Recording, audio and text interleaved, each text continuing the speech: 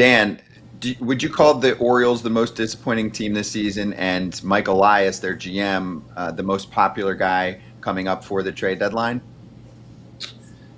Yeah, I'd say the Orioles. I mean, I picked them to win the division, so that shows you how smart I am. I thought, it's a really interesting question. I think that's kind of in a big picture, the story of the entire trading deadline for me is that which clubs are going to do what, separate from what their records telling them to do. And so, like, I'm not sure. I mean, maybe Ryan O'Hearn because he's a free agent at the end of the year. But I think what a GM's job, guys, amongst a lot of different things, is that you kind of always have to have a great feel for where your club is and why. And that then leads you to understand what you need to do with your current situation that can help with your future situation. And so the Orioles' decision for me is this is just a blip, one of those years where they take a step back to take a huge step forward. And then how do they line up better next year to take that huge step forward?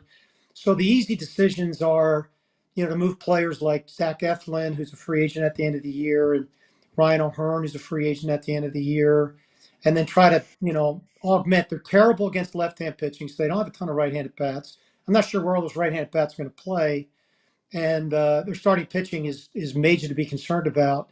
And so, like, I'm just really so the answer should be yes, Scotty. I'm just not sure it's going to be that simple because I don't think in their mind they think they're a bad club, even though the record says that they are.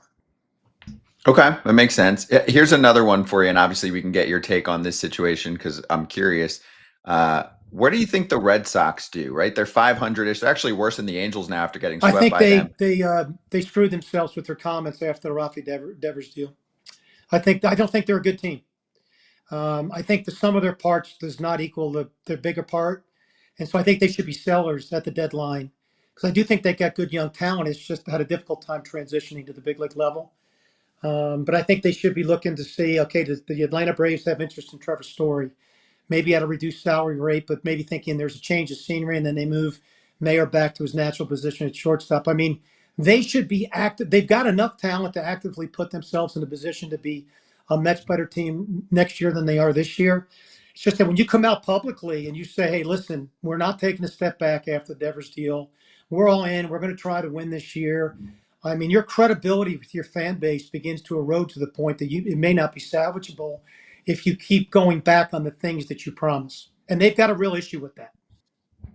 When they made that move, Dan, would you have done it then, or even despite the drama, if you really decided or you were instructed by ownership, I got to do this now, would you have waited until after the season? Because this team could have contended for a wild card spot. They got rid of their best bat. Yeah, I would have waited to the offseason. I mean, I don't know the dynamics internally that were going on in the organization. I mean, I've been around the game a long time. I've had a couple players that were really disruptive, that caused problems, but I just never got to the point where I felt like it couldn't have been managed with the right set of manager and coaches within the clubhouse and the right set of leaders around them in the clubhouse. So I'm just perplexed by the whole thing. I don't even know how they ended up in the position they ended up with. That had to be such a breakdown in communication. And I mean, should he have moved to first base? Maybe should have. But, I think sometimes the front office, and I think that front office in particular, players aren't robots or human beings, and they need to be communicated to in an open and trustworthy way. How they respond to the news, you can't, that's not for you to decide, but you can be open and honest with them, and you can consistently tell them the truth. So when it does come down, they know that, whether they like the news or not, they were spoken to in a way that was respectful and direct. They did not do What any of that. What's surprising, Dan, is Craig Breslow is a former player. You would think that he would know that He doesn't act kind like of one to thing. me, AJ. It's perplexing to me. It's just it acts like a lot of current GMs, which is players are a part of a portfolio that they buy and sell, and trying to put the better value on the entire market value of the portfolio. And stocks are one way; players are just not wired that way. And Rafi didn't handle it maturely, but I don't think the expectation was that you should have expected he was going to handle that maturely. But if they have flown to the DR and they had looked him in the eye and they have said, listen, you're not a real good defender. We got a chance to sign Bregman or trade for Arenado. We're going to do that. So let's talk about what the transition is for you. I think they should have immediately put a first base glove on him, and I think Rafi should have recognized that his long-term value in the game, or even getting into the Hall of Fame someday, it creates way more value if he's playing a position than DHing. And so I don't know how it ever got to this point. I'm just totally perplexed by the whole thing.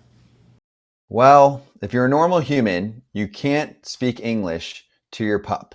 But what you can do to understand what they love, which is spot and tango on kibble, is to see how they react when you put the unkibble in the bowl. And my pup, Penelope, loves it. So does Bella. Well, Bella speaks Spanish, so she says, muy bien. I love this stuff. She says, wow, Dad, thanks for creating a custom plan based on my age, weight, breed, and activity level. You nailed it. And also, it's made with 100% whole fresh ingredients like real USDA meats, fruits, and veggies, but it's 40% less expensive than frozen food. So upgrade your pet's bowl with Spot and Tango Unkibble. And for a limited time, go to spotandtango.com/foul and use code FOUL for 50% off your first order. That's spotandtango.com/foul, code FOUL to get 50% off your first order. On the other end, though, Buster Posey is acting like a former player, and a former player that's Yes. won and was brought up under Brian Sabian, who said, I have a chance to go for it. I'm going to go for it. So what does he do? He goes out and gets a player like Rafael Devers. And I love this move for the Giants because I think over the long haul, not only this year, but in the long haul, they have the star that they've been looking for, and they have a dude that possibly can hit them 30-plus homers, which they haven't had 20-plus years. Yeah. And, it's funny. You read all the articles about it, and everybody's congratulating for Red Sox for getting out of all that future commitment because, he's going to decline over age. We just have this hypothesis within our game that every player who gets into their mid to late 30s is going to stink. Like they're all not created, differently, and they all don't have a unique set of skills, and they all look at the game differently, and their motivations are all differently. We just have this hypothesis that age regression is going to take place. So if you can get out of the money, you're better off. Well, there's no guarantee they're going to spend that money in a better way on players that fit ideally within the ages that everybody seems to covet within this game. And you have no idea what the future is going to hold. That's why you take everything in the game one day at a time, and you do your best each individual day. But you have no idea what's going to happen in the future. I find some of these statements just comical by people that really, for me, don't have a clue about what's going on in the game.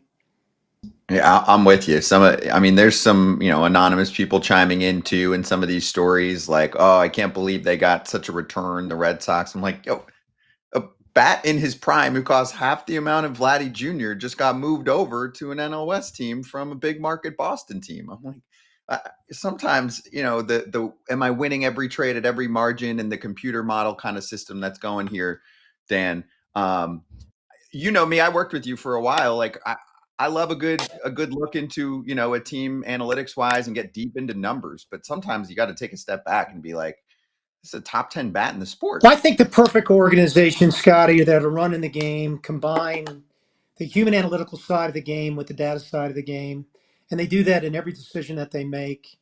I think those are the best run organizations in the game because, the data tells you a predictable part of a player's past, but it doesn't predict what's going to happen in the future. I kind of look at it, it's like a GPS system. It gives you some directions on where you might go, but you may have to take more left or right turns to actually get to your destination. And I think the game is just really trended itself too much in one way and not enough in another way. All right. So last one on the trade front. One team or one player. I mean, I'm sure you've already been talking a lot about trades that stands out to you. Yeah, Like, I really it's want to see crazy this to team me. do The this. team that I think should be active is the Minnesota Twins. I watch them play and I go, man, that's a talent. They have talented players, but this just doesn't seem to add up. And so maybe because they're in the midst of a sale, maybe because I don't think the GM is hyper aggressive to do anything historically. But I mean, Brian Buxton's having a monster year, but he has never stayed healthy. Like to me, it's the perfect time to look to move him with teams that are desperate for right-handed bats, desperate for center fielders at this trading deadline, with not a lot of offensive impact players available. And so, and I would look to move Joe Ryan. I mean, he's 29 years old. He's got 3 years of control. He'd be the most coveted pitcher in this year's deadline when nobody is available. And then I would look to move their closer. And I think he's got great arm. He's also cost control for 3 more years.